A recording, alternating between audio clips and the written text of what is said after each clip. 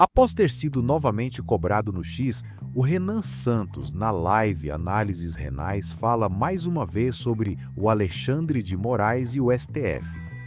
Bom, eu vou começar a live aqui, tá? Todo mundo sabe, o título aqui da live tá do Alexandre de Moraes. E vira e mexe as pessoas pedem pra falar do Alexandre de Moraes. E eu vi eu não nem digo que é um bolsonarista, eu vi um direitista meio revolucionário de Twitter, um desses meninos dessas bolhas malucas, falando, o Renan fala que quer combater o crime, quer prender, matar, mas não fala do judiciário, da ditadura do judiciário, né? E sim, eu falo, já falei várias vezes, e eu vou falar de novo hoje. Eu vou aproveitar, vamos dizer, esse evento recente aí do Xandão, para falar novamente do assunto. Eu vou dar minha opinião de maneira clara, cristalina sobre isso, e vou construir, vamos dizer, o que é esse poder. Se eu vou construir se o Brasil vive ou não vive numa ditadura, eu tenho uma opinião muito clara sobre isso. E eu tô ouvindo essa história de ditadura, e eu acho isto, no mínimo, curioso, porque é óbvio que nós vivemos num regime em que a Suprema Corte tem mais poder que os demais poderes. A Suprema Corte é a entidade que mais manda no Brasil. E naturalmente as pessoas falam, o Xandão é o ditador, o Xandão é o imperador. Eu acho isso uma imprecisão, e é uma imprecisão meramente retórica. Isso é uma imprecisão retórica, usada pra falar, o Xandão é o ditador que manda. Veja só, o Xandão dispõe de superpoderes, assim como o Barroso dispõe de superpoderes. A DPF das favelas, que é um dos maiores absurdos que poderia passar, que é uma das coisas que inviabilizam o combate ao crime no Brasil, é coisa do Barroso. É coisa do Barroso. O Gilmar vai falar que o Xandão manda mais que o Gilmar? Alguém aqui em sã consciência diz que o Xandão manda mais que o Gilmar? Gente, o Xandão manda porque o Gilmar manda muito. Porque o Xandão, ele não tem controle de exércitos. Vocês entenderam? De onde vem a força do Xandão? De onde vem? Vocês sabem de onde vem a força do Xandão? Vem da anuência que os outros ministros dão do STF para que ele tenha poderes exclusivos para enfrentar o que eles chamam de direita no Brasil e fazer outras coisas. Acima de tudo, ele enfrenta a direita bolsonarista e outras coisas, entendeu? Então, a ele é otorgado esse poder, e os outros poderes, tanto o legislativo quanto o executivo, abaixam a cabeça, eles aceitam. O legislativo aceita porque é um bando de ladrão que não tem moral pra peitar ninguém e eles só querem roubar. Então o legislativo fica brigando com o judiciário pra ver se mantém a mamata da emenda. Então, veja só, o legislativo outorga esse poder ao judiciário por pura fraqueza. Por ser fraco, o poder é outorgado ao judiciário. E o executivo? Ora, o executivo não sabia o que fazer. No governo da Dilma, o executivo caiu. No governo do Temer, eles tentaram enfrentar a Lava Jato, não conseguiram e ficaram se arrastando até chegar ao próximo governo, que foi do Bolsonaro. O governo do Bolsonaro queria um golpe. E aí, na briga com o golpe, ele encontrou o Xandão. O Xandão enfrentou ele, o Xandão derrotou ele. E aí entrou um governo que só existe porque o STF assim o permitiu. Então, esse governo que tá aí é um governo aliado. Ele não é a mesma... O Xandão não é a mesma coisa do Lula. Mas eles são aliados circunstanciais nesse instante.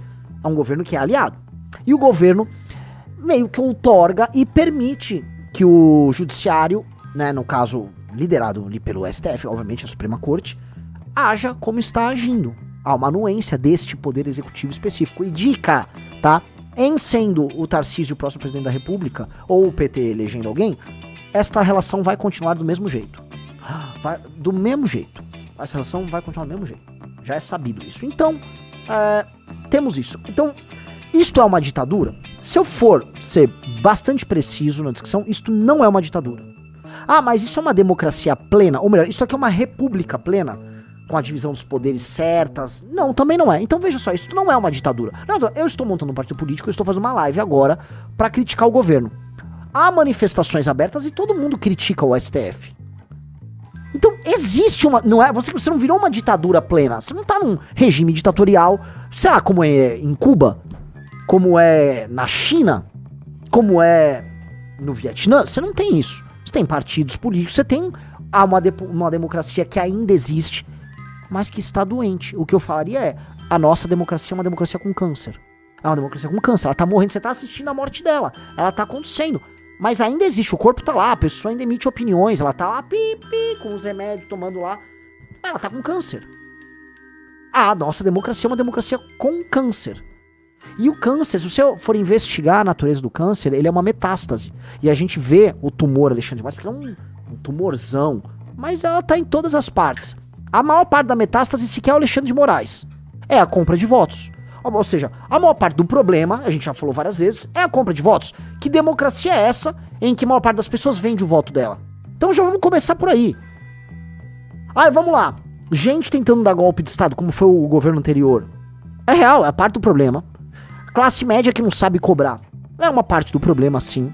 Invasão de poderes, legislativo com judiciário, com executivo, é parte do problema. Corrupção endêmica é parte do problema. Então tudo isso tá matando a democracia.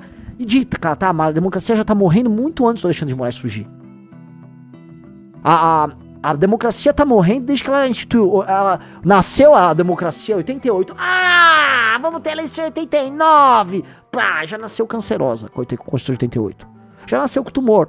Aí ficou ali o tumor crescendo. Quando veio o mensalão, galera, tipo, todo mundo, caracoles, que tumorzão. E foi, aí Petrolão, puta de um tumorzão. Veio 2013, sabe o que foi 2013? Uma febre. A febre, o corpo tá com a febre. Tá suando. Não, mas vamos reagir, vamos tomar uma cirurgia, um remédio, tal. Aí derruba, não, vamos fazer. Aí fizemos uma cirurgia.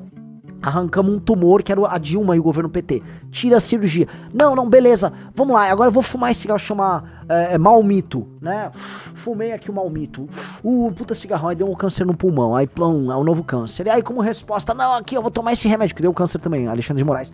Então a democracia é um corpo morrendo. Então você vai ver coisa de um corpo que tá vivo, do organismo vivo, e ao mesmo tempo você vê o problema.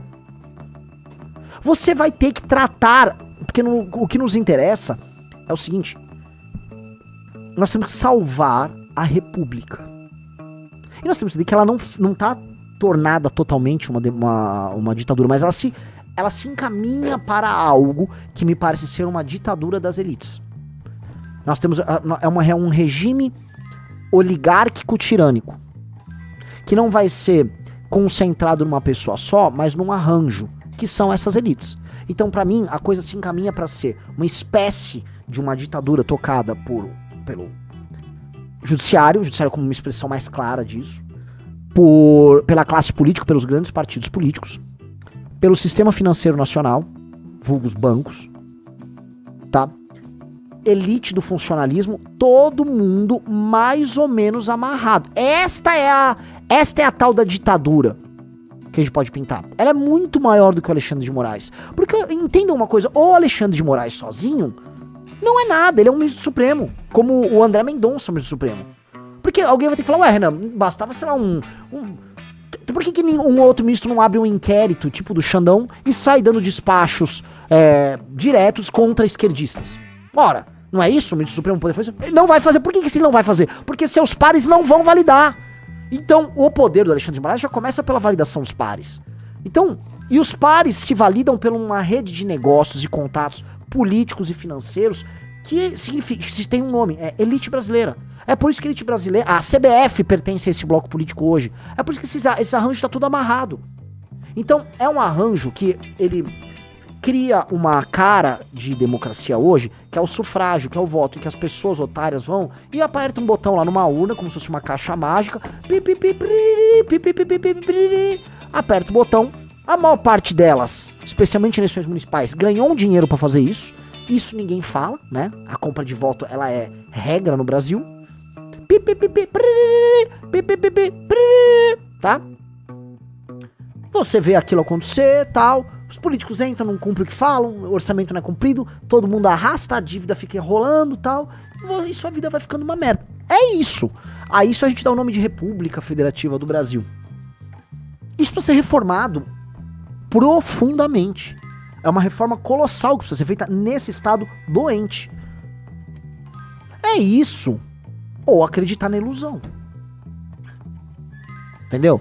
Agora, essa redução do tipo, não, o Xandão... Assim, o Xandão, ele é a face mais visível de algo que é muito maior do que ele. Curiosamente, e esse é meu problema com o bolsonarista, o bolsonarista só fala do Xandão. Ele não vai falar quem tá atrás do Xandão, porque quem tá atrás do Xandão, em geral, tá também atrás do bolsonarista, né? Veja só, o Bolsonaro, né, o Lula provavelmente vai ser substituído como próximo presidente da República pelo Tarcísio. O Tarcísio vai ser colocado lá pelo Centrão. O Centrão são sócios do Xandão nesse aparato de elite do Brasil. E governadorão junto com o STF. Todo mundo sabe disso. Todo mundo, absolutamente todos sabem. Sabe quem também sabe? O sistema financeiro brasileiro, que sabe esse mesmo arranjo. Todo mundo sabe disso. Isso é óbvio. É ululante. Entendeu?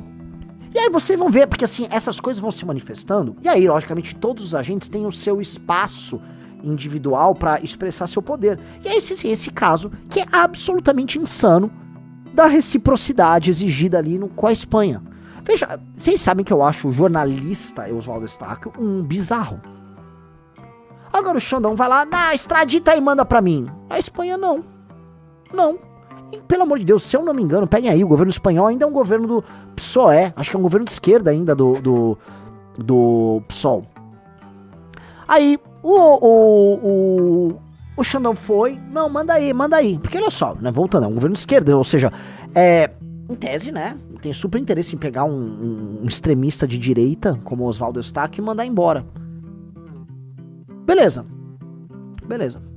É isso, né? Quem é? O Pedro Sanches. É do PSOE. É um partido da esquerda.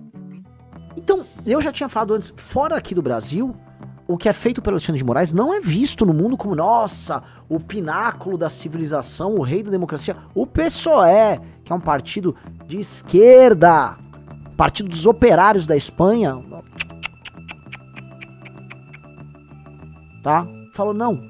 Aí ele falou, não, então reciprocidade. Primeira coisa, o judiciário nosso não pode determinar qual é a relação diplomática que o Estado brasileiro terá com a Espanha. Ele não pode alterar o status das relações diplomáticas Brasil e Espanha e exigir, não, agora reciprocidade, eu não vou. Não é você que determina isso, Alexandre de Moraes. Não é, mas, gente,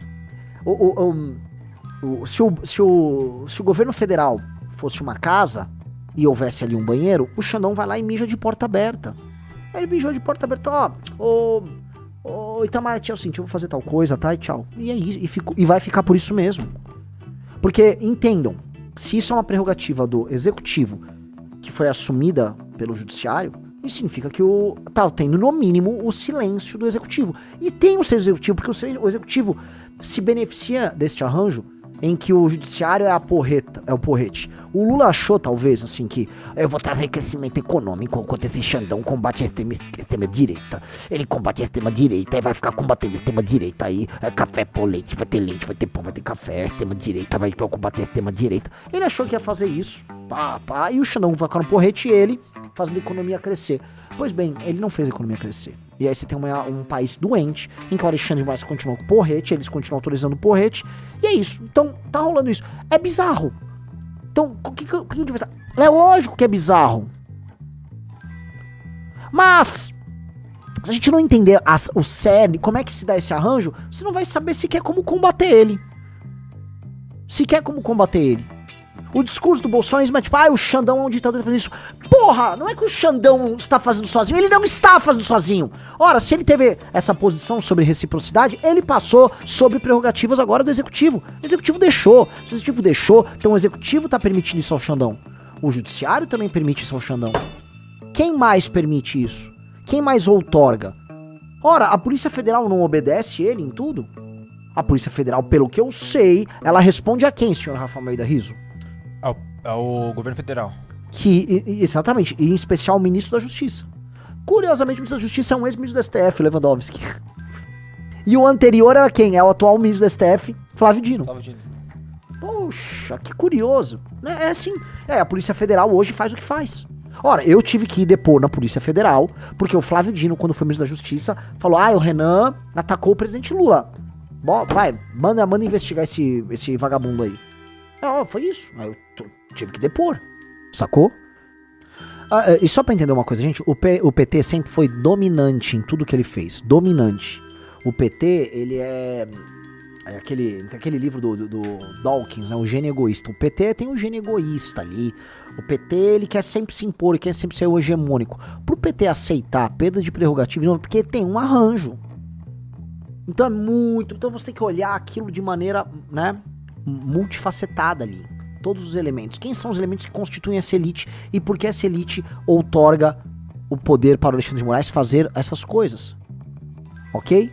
Você tem que entender. Tá. Então vamos abrir o leque. Porque eu não vou comprar esse discurso. Assim como eu não compro o discurso do Bolsonaro. Não. O Brasil. Eu vou libertar o Brasil. Lembra? Ia ser libertado se ia libertar o Brasil com um golpe de Estado do Bolsonaro. Vocês imaginem, né? Sempre lembrando que o Bolsonaro queria a porra de um golpe de Estado, e nós seríamos, se desse certo, né, governados por um tempo, que acho que daí é uma merda gigantesca, por gente do calibre dele, do General Heleno e do Braga Neto, dos Kids Pretos e do Carluxo. O que seria isso? Será que eu estaria fazendo essa live aqui?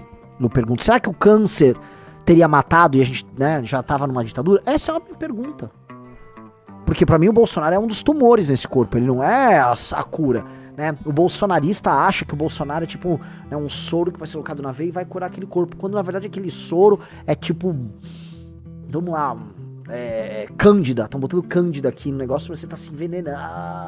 Sim, você tá se envenenando, o bolsonarismo te envenena. E aí é um problema, por isso que o debate público no Brasil é bizarro, por isso que essas discussões são todas doentias, né? Por isso que fica, anistia o quê, cara? Tá, aquelas pessoas que não golpe de Estado, sim, elas são criminosas, sim, a gente discorda das penas, a gente discorda do forma, tá? Mas essa é a sua discussão? Essa é a discussão? E a tentativa de golpe de Estado do Bolsonaro, vocês vão fingir que não tá acontecendo nada? Entendi, o Bolsonaro também estaria incluso na anistia. Entendi, é pra ajudar o Bolsonaro. Por essas coisas que, entendeu? Não dá pra transigir com esse papo do bolsonarismo. Gostou? Assista ao vivo no canal MB Live TV no YouTube. E se quiser ver mais cortes como este, considere se inscrever e ativar o sininho para não perder os próximos vídeos.